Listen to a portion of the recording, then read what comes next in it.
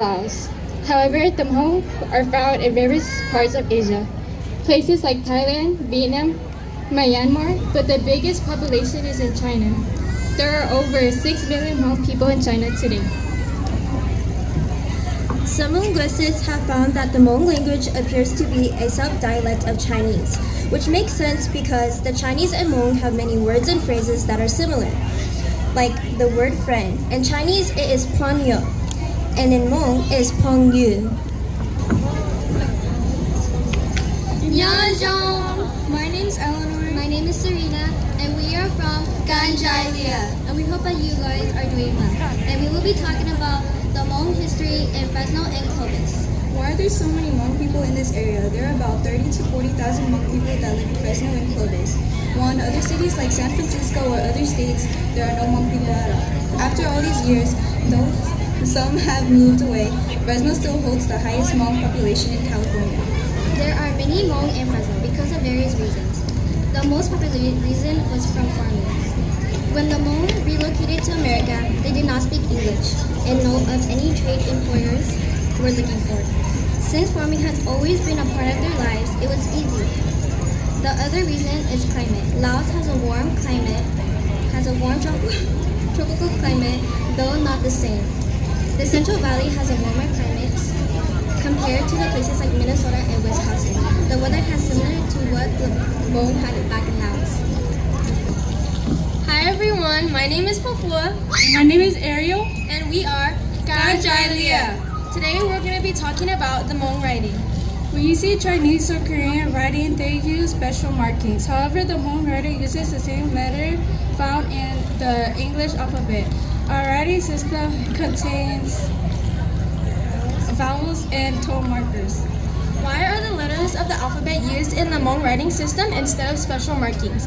Well, when the Hmong were under French rule, missionaries wanted to spread the Bible. Since the Hmong did not have a writing system, the European missionaries helped develop one for the Hmong. Since our writing is made by people who use the alphabet, our writing system also utilizes the alphabet. Thank you everyone for listening. We are Ganjailia. Annyeonghaseyo. I'm Annalise. And I'm Jade. And we're from Gamong Chusang, and today we'll be talking about Hmong in the Secret War. why are there Hmong people in the U.S.? During the Vietnam War, the war leaked into Laos where foreigners like Americans were prohibited. To prevent North Vietnam from sending support to South Vietnam, the Hmong were recruited by the CIA since they are natives of the country. Did the Hmong help the Americans? Yes, they did. However, since the operation was highly classified, not many people know about it. That's why it was called the Secret War in Laos. Today, there are monuments to acknowledge the Hmong soldiers. There is one in downtown Fresno that you guys should check out. Hello, we are GNX. My name is Melody. And my name is Precious. And today we'll be sharing about the culture of Hmong coins. So, Precious, what do you know about Hmong coins? So, Hmong coins are silver coins that are a huge part of Hmong clothes.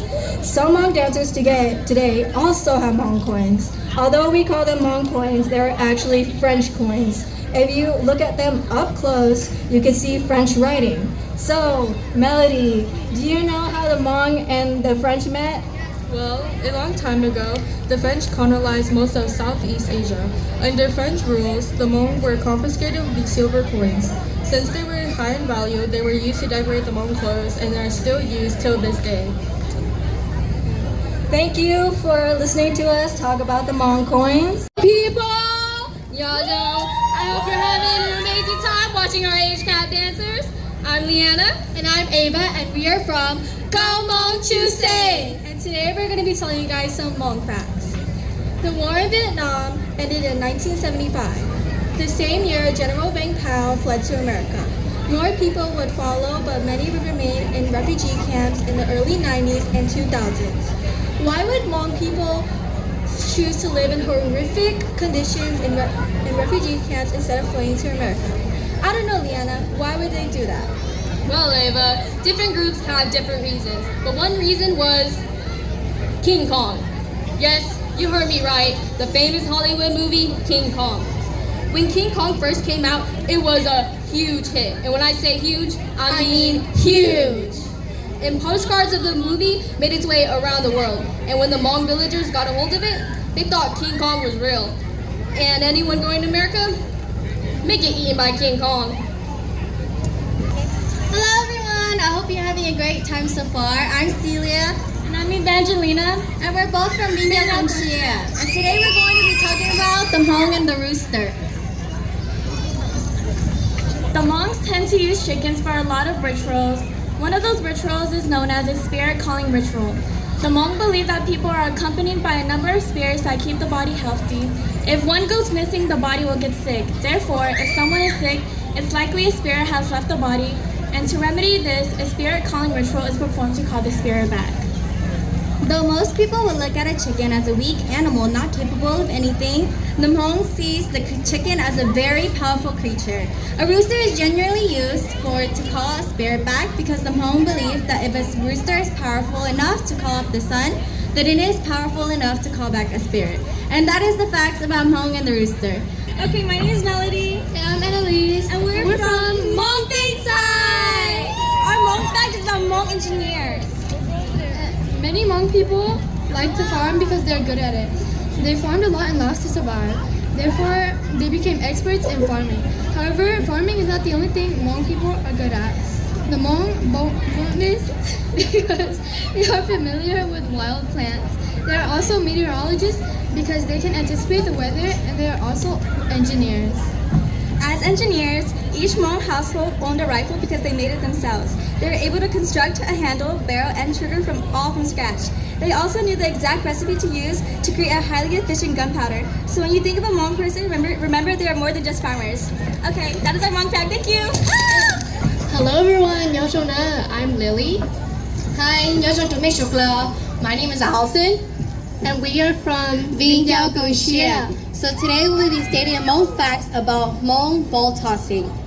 Most people are very familiar with the ball tossing activity the Hmong people engage in during the New Year celebration. It's where a man and a woman meet and toss a ball with each other while having casual conversation. If a girl is very attractive, there may be more than one boy tossing with her in an attempt to win her heart with a folk song.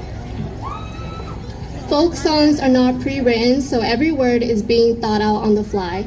In America, we call this freestyle. A boy can win a girl's heart by using creativity in his poetry. Here's an example of what may take place during a ball tossing activity. So for this, I would be the boy and Allison would be the girl. So for the boy, I would say, roses are red, violets are blue, what can I do to get with you? Roses are red and violets are yellow. How about we start with a hello? Roses are red and violets are fresh. Just look at me and forget the rest. Roses are red, violets are fresh. I need to go and enjoy ClovisFest!